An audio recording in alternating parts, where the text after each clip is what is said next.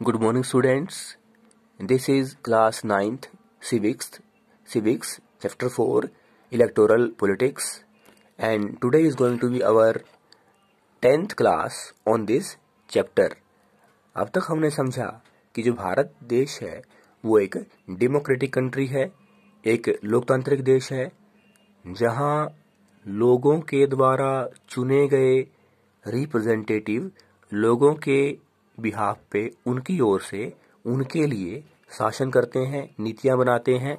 और लोकतांत्रिक शासन व्यवस्था में चुनाव का होना बहुत आवश्यक है। लेकिन वो कौन कौन सी चीजें हैं जो एक लोकतांत्रिक देश में चुनाव को लोकतांत्रिक बनाती हैं? पहली हमने बात की इंडिपेंडेंट इलेक्शन कमीशन। हालांकि जो चुनाव आयोग का जो चीफ है उसको राष्ट्रपति अपॉइंट करता है, लेकिन अपॉइंटमेंट के बाद, नियुक्ति के बाद जो चीफ इलेक्शन कमिश्नर है, जो उदाहरण के लिए हम कहें कि जो सेंट्रल इलेक्शन कमीशन है उसका जो चीफ है सुनील अरोड़ा है, और जो स्टेट इलेक्शन कमीशन है उसका जो चीफ है वो राजीव कुमार है। तो दोनों अपॉइंटमेंट के बाद जो प्रेसिडेंट है या जो गवर्नमेंट है उसके प्रति आंसरेबल नहीं होते, वो इंडिपेंडेंट होते हैं। तो दूसरा है पॉपुलर पार्टिसिपेशन, कि लोग कितना बढ़ चढ़कर चुनाव में भाग लेते हैं। और तीसरा है आउटकम ऑफ इलेक्शन रिजल्ट। इन तीनों चीजों के आधार पर हम आगे विस्तार से बात करेंगे कि जो भारत में चुनाव हैं वो लोकतांत्रिक तरीके से होते हैं। जब चुनाव होते हैं तो सामान्यतः जो वोटर है, जो नागरिक हैं, उनको दो भागों में बांट लेते हैं। एक तो एक्टिव होते हैं, एक्टिव वोटर, दूसरे होते हैं पैसिव सिटीजन। एक्टिव सिटीजन तो वो होते हैं, एक्टिव वोटर वो होते हैं जो चुनाव में वोट जरूर डालते हैं, और पैसिव वो होते हैं जो वोट डालने को प्राथमिकता नहीं देते। अगर हम दूसरे पॉइंट यानी पॉपुलर पार्टिसिपेशन की बात करें तो, और भारत जैसे विकासशील देश की तुलना विकसित देशों से करें तो अमेरिका में हम देखते हैं कि जो पार्टिसिपेशन है लोगों का चुनाव में, पिछले 50 सालों में हम अगर देखें तो वो कम हुआ है, टर्नआउट कम हुआ है। टर्नआउट होता है कितने परसेंटेज लोग जो वोटर हैं वो इलेक्शन में बढ़ चढ़कर भाग लेते हैं, वोट डालते हैं। पिछले 50 सालों में भारत में जो टर्नआउट है वो या तो स्थिर रहा है या बढ़ा है, जबकि यूरोपियन और अमेरिकन कंट्रीज में ये कम हुआ है। इसका कारण है जहां भारत में अनपढ़ और जो गरीब हैं वो, और जो पिछड़े हुए हैं वो पढ़े लिखे, और जो जिनकी आर्थिक स्थिति अच्छी है वो उनकी तुलना में अनपढ़, गरीब और जो बैकवर्ड लोग हैं वो ज्यादा मात्रा में वोट डालते हैं। और अमेरिका और यूरोप के देशों में वो लोग ज्यादा संख्या में वोट डालते हैं जो पढ़े लिखे हैं और जो शिक्षित हैं और जो जागरूक हैं।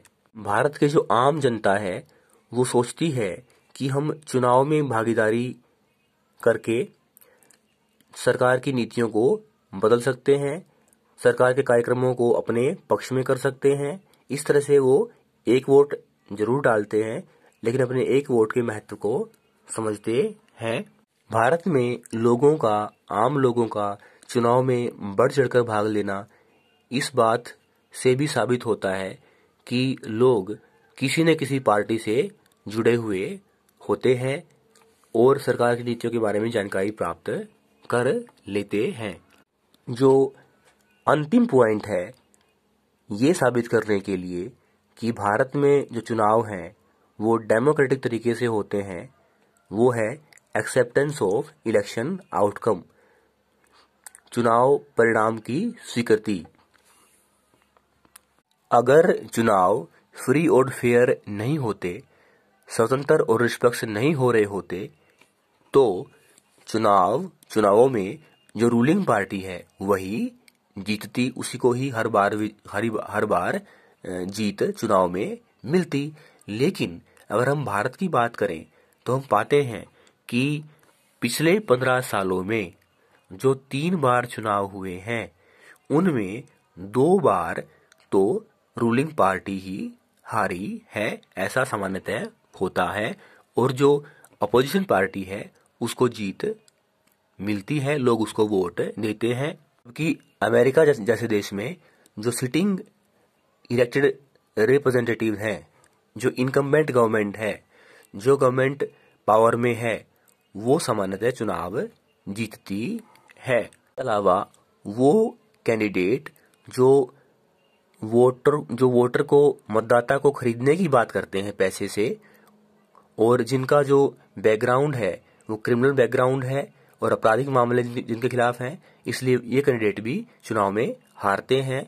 इसके अलावा कुछ घटनाओं को अगर हम छोड़ दें तो हम कहेंगे कि जो चुनाव का जो रिजल्ट होता है उसको लोग स्वीकार करते हैं और उसको पीपुल्स वर्डिक्ट, लोगों का फैसला के रूप में हारी हुई पार्टी के द्वारा स्वीकार किया जाता है।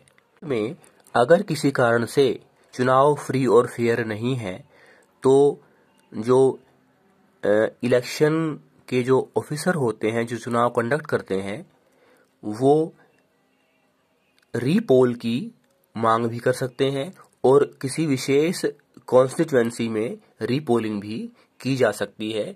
कल हम बात करेंगे कि स्वतंत्र और निष्पक्ष चुनाव, फ्री और फेयर इलेक्शन